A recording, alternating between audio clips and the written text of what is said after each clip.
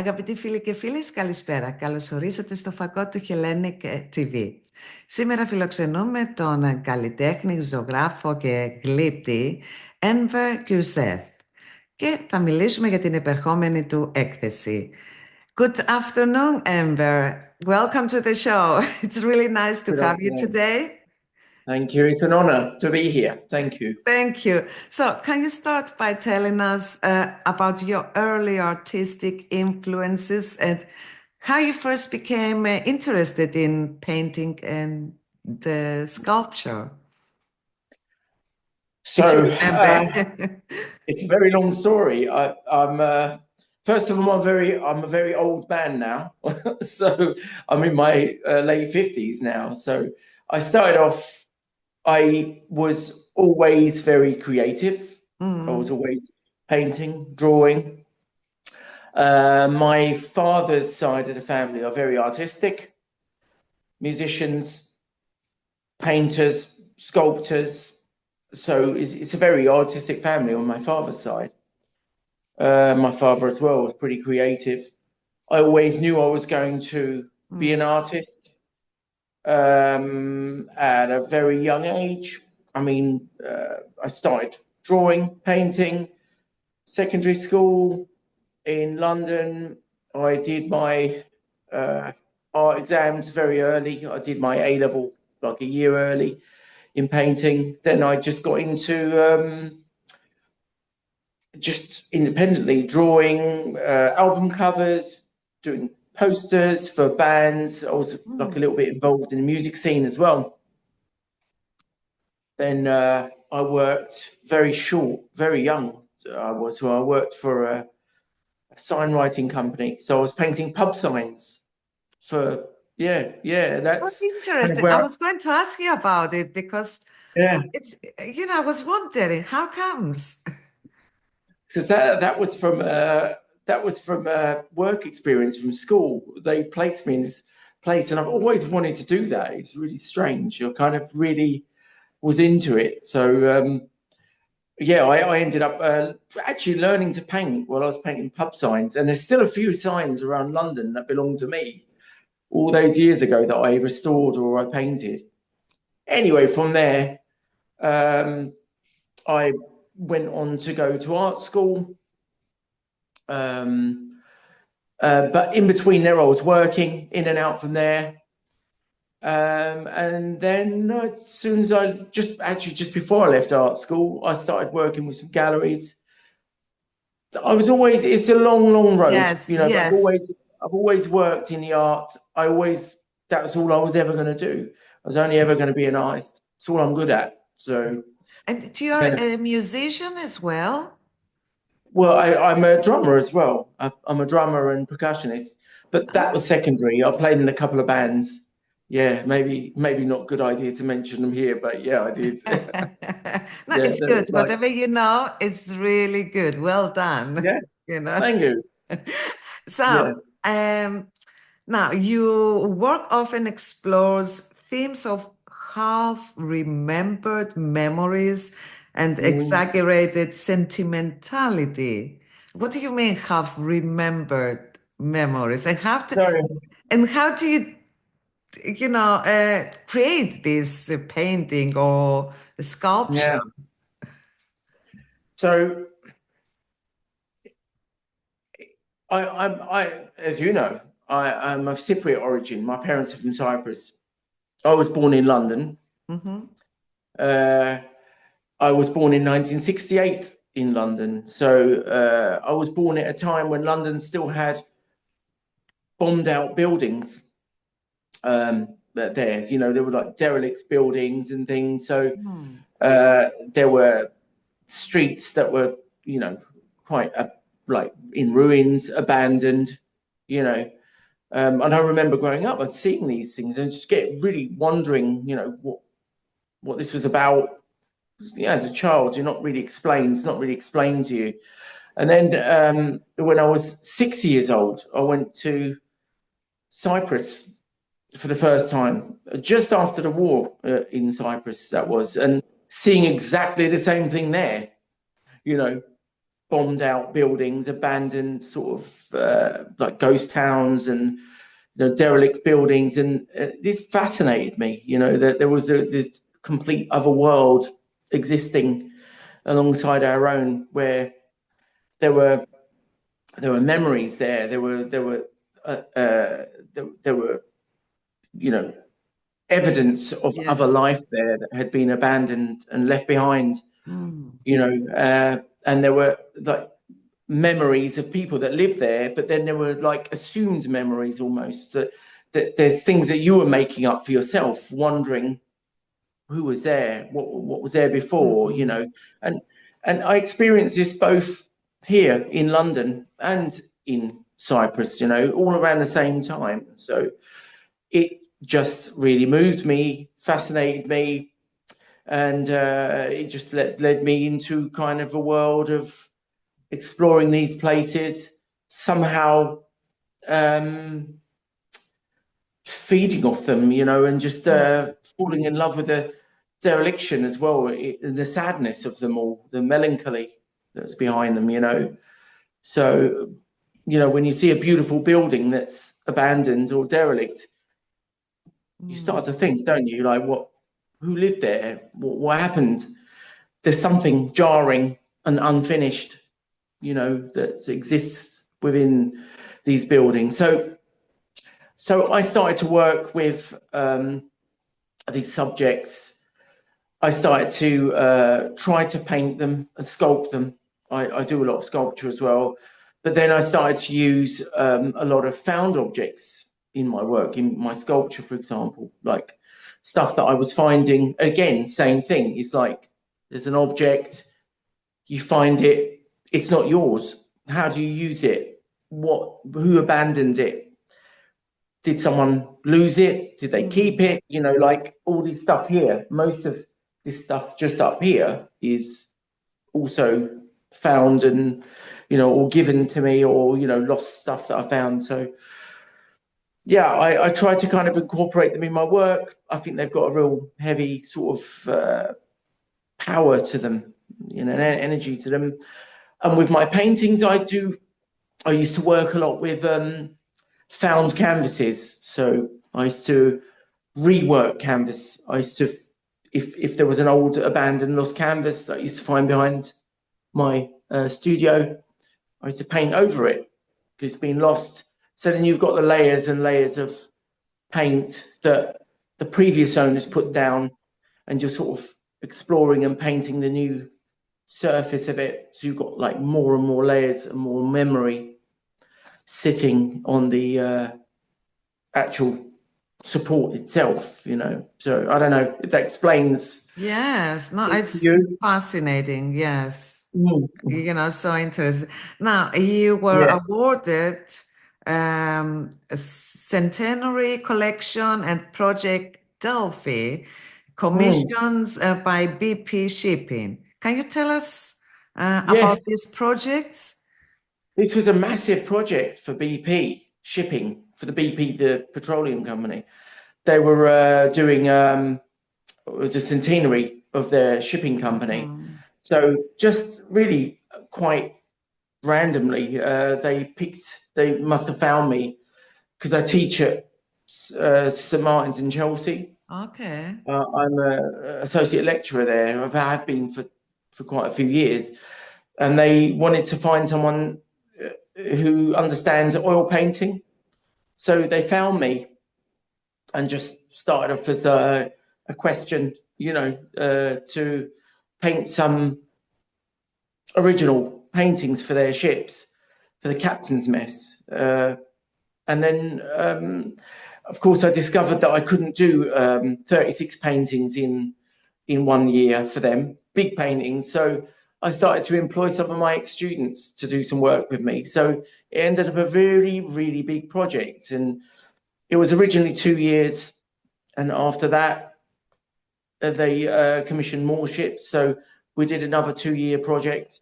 So 4 years in all. We worked, massive project for BP. It's quite prestigious.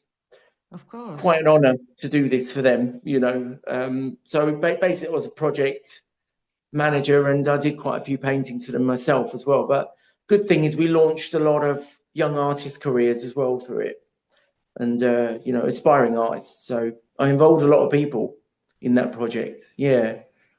That's very nice of you to share this opportunity, as you said, with new artists, to give them the opportunity to work for such a prestige, you know, project.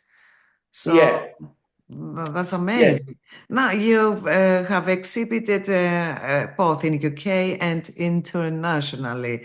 Is there a particular exhibition or collaboration, apart from this BP, which is amazing, that stands out as especially meaningful to you?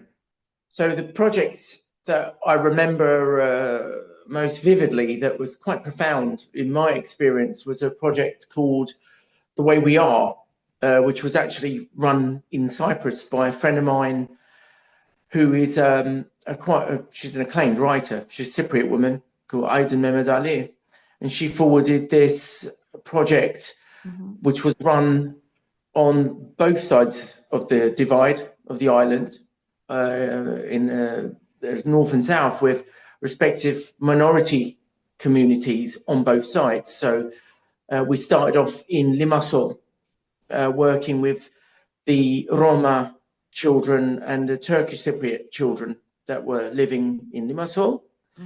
And then we also crossed over into the north and worked with the Greek Cypriot children and the other very few minority children that were living up in the Carpathia area of the island.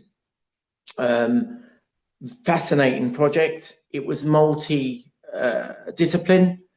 There were 7 of us from all parts of Cyprus, and also other internationally acclaimed artists working with us.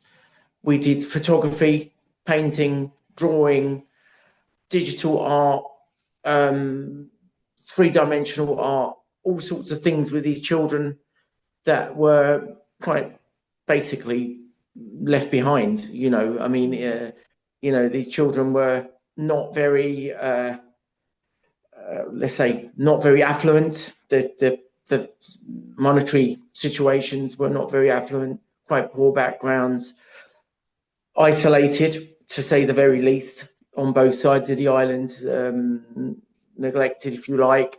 And it was a fascinating project. Very young children. They were. We worked with schools in Limassol and in Carpathia. It was really eye-opening and life-changing for me to see these kids who had nothing and were really forgotten about, you know, it seemed. And really, it was quite heartbreaking to see the conditions they were living in. But it was fascinating to see how the creative skills and their ideas and the joy it gave them. And they were really, you know, we only took in children that obviously had an interest in, you know, in creativity and wanting to have some input, creative input. It was fascinating. It was fantastic. And it was fantastic that the respective communities, the councils helped us as well. You know, the council, I think it was the mayor in Limassol, gave us a fantastic exhibition space for the children to show their work. And likewise in Rizocarpasso in the north, the community gave us their space, a really beautiful space to have an exhibition for the children. It was really fantastic, really beautiful, really rewarding. We wanted to unite them both. Yes. To have a show on the border as well, but I can't remember whether or not that happened. Something happened in between. I think the 2004 referendum happened actually in between. And yeah, but that was 2 months worth of work. It was 2 years overall we worked in these places.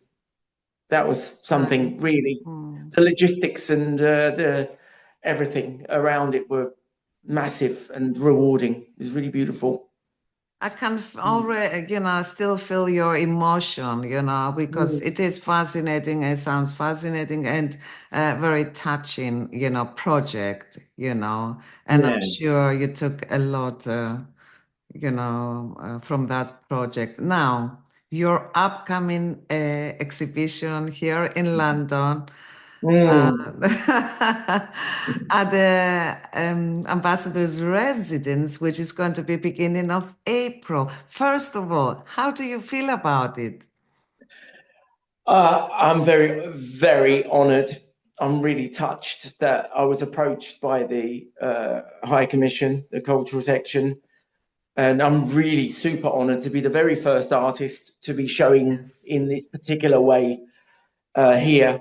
It's really something that I feel I've been working towards. It came unexpectedly. It's exactly what I was hoping for, in part of my career. It's an honor to my work. A lot of my work is about Cyprus anyway, so it's a real honor to be doing it actually for the representative of the island of Cyprus in Britain. I'm very moved. It's going to be great. Congratulations. It is amazing. Yes. Huge congratulations. Now, the title of this project, I think, is Copper Washed in White. Yes. Can you tell me a bit about why you chose the title? I can. So again, going back to my first memories of Cyprus, it was quite profound for me. Remember, I'd never been to Cyprus when it was still unified. I'd only been just after the separation. Now I've got family on both sides of the island. I'm very lucky in that sense. I come from predominantly Turkish Cypriot family, but I'm very lucky that I've got still relatives. My mum is from the south. My mum is from Larnaca. My dad is from Kyrenia. So although they met in London in the 60s, so I've still got family in the south and in the north. And the first thing I noticed that when I was in the south, the buildings that were vacated and abandoned by the Turkish Cypriots, in some places, the shutters and the things, the doors and the gates, they were painted over. This was in the 70s, I remember quite well, and in the 80s, they were painted over. So I think someone later explained to me the Turkish Cypriots usually had like green shutters or dark red shutters and gates, and then they were painted over with blue after the war. And then in the north, it was exactly the same. The pale blue shutters that were on the houses were painted over in red or green, or all the graffiti was whitewashed, on the walls. So many times in Cyprus, in the north, that I was going around, I'd see a lot of graffiti written in Greek that was just whitewashed over with white paint, obviously, or there was always this washing of something with a different color to get rid of the other presence, to almost to sort of hide the identity, if you like, of the previous occupants. And I found that on both sides of the island. It was especially in the north, though, of course. And it really struck me, like there was this real how can I say, eagerness to sort of delete the last people that were there. It was done vigorously, it was done almost with this urge, this palimpsest, we call it in the art world, I suppose, where you sort of scrape away the past thing to write over it again with a new script. That's what I kept seeing, and it really, and I couldn't stop noticing it. It was happening in Cyprus quite often. I've got some work here. I've got some work that I will be showing at the residence of the High Commission that will explain exactly what this means. And so, copper washed in white. Copper, obviously, Kipro, copper, the name of the island of Cyprus. I just found it like, it was like, in my mind, taking bright copper object and just washing it in white to get rid of its identity, you know. So that's the subject and the title of my work. A lot of my work is about that. It's about pentimento. It's about painting over stuff to conceal its identity, you know. But yeah, you have to come and see it to understand for sure. it. I will not miss it. This is one of them, actually. Oh. It's very, yeah, that's got many, many layers on there. It's got painting on top of painting on top of print on top of painting. So that's a great example I can give you there, you know. But yeah, so it's copper washed in white. Yeah. As you said, it's deleting the past, you know, basically, you know, which is very... Deleting the past, deleting the people, deleting their memories, you know, they never, it's almost like, well, they never existed, you know, and I find it very sad and, you know, and quite moving, you know, but it is. Yeah. Absolutely. Yeah. So, about the details of the exhibition, I will say that you can, you know, listeners, viewers can find out further information on social media at the cultural section of Cyprus High Commission, because I believe there is going to be a certain 2 days, specific 2 dates for this touring, yes? Yeah, I believe there will be certain days, which it hasn't been confirmed to me yet, but I understand there will be certain days that it will be open for the public for tour dates. Yeah, because he's Are after you all going to be there yourself?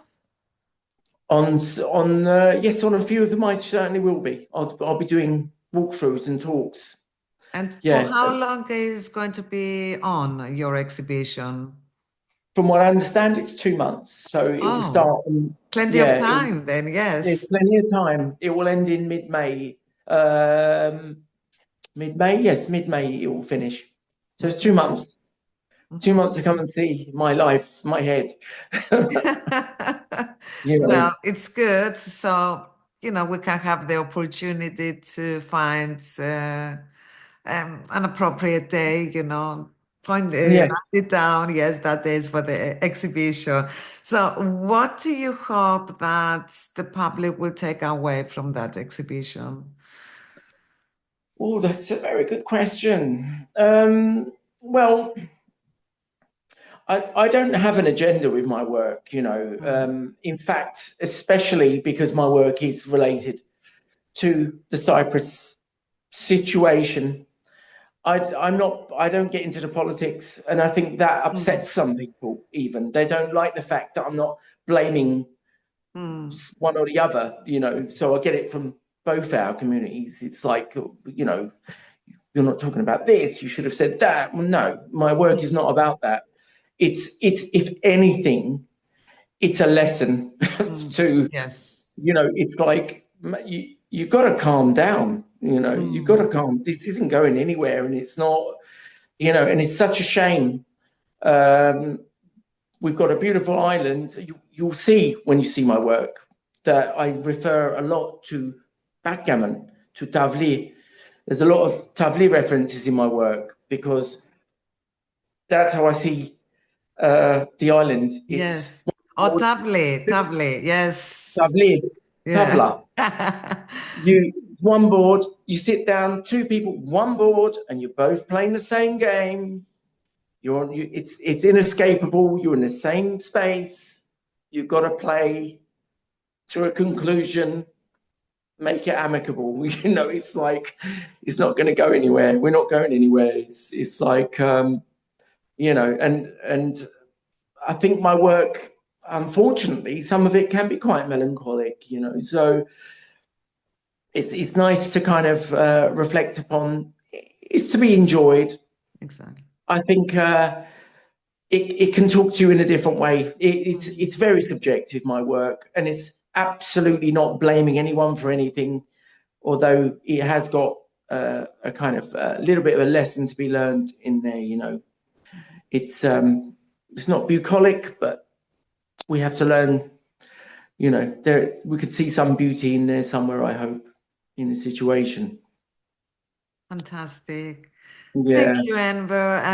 I'm sure it's going to be a moving, exhibition. I can already feel the power of this exhibition. And what is next for you?